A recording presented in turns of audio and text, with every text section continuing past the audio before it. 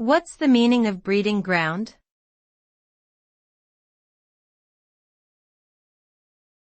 Breeding ground.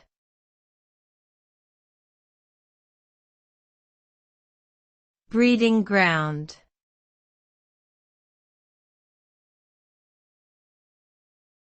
Breeding ground.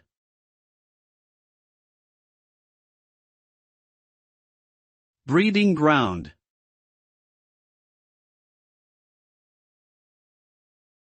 The term breeding ground refers to a place or environment that is conducive to the growth and development of something, typically used in a negative context.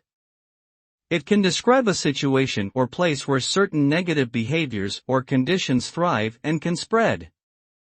For example, a toxic work environment may be seen as a breeding ground for stress and burnout. Similarly, a neglected area with stagnant water can become a breeding ground for mosquitoes and diseases. Ultimately, a breeding ground can lead to the proliferation of undesirable outcomes and perpetuate negative cycles, making it imperative to identify and address these underlying causes.